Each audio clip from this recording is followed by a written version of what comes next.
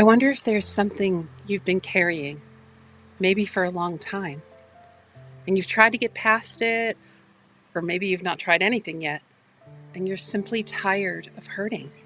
Either way, I'm glad you're here because I want to offer you something today. Not a fix, not a formula, a different direction entirely.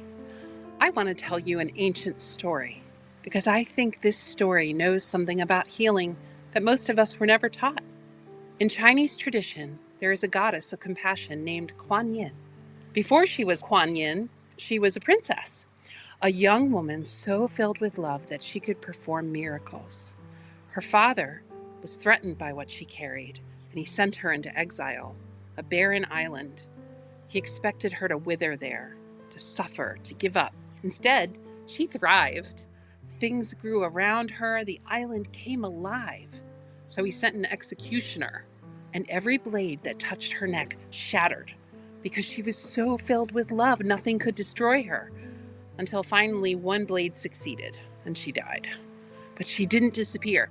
She descended into the underworld, and in the underworld, surrounded by suffering and anguish, by the cries of souls in pain, she did not look away. She didn't try to escape. She turned toward them.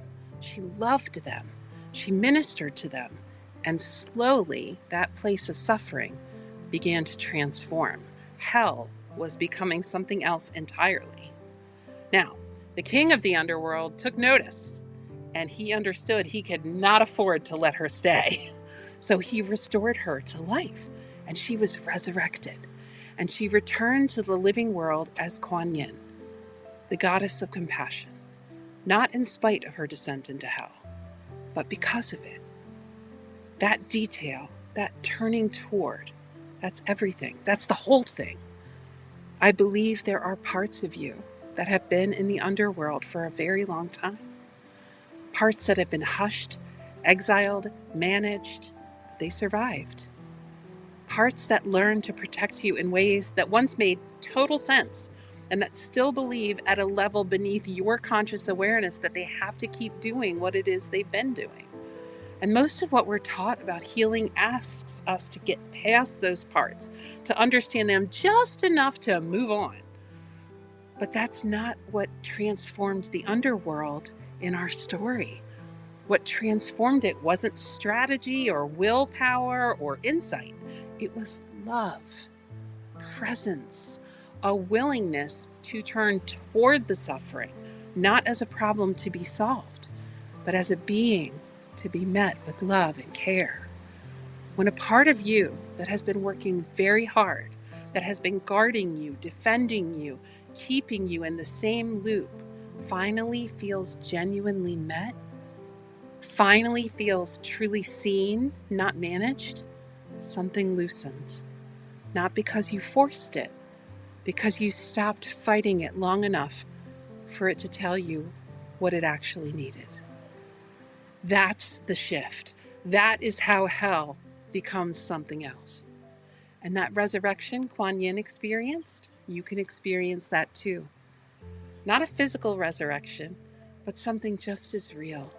A whole new life, an expansive love that gets to live in you and through you because you stopped trying to outrun the parts that needed it the most.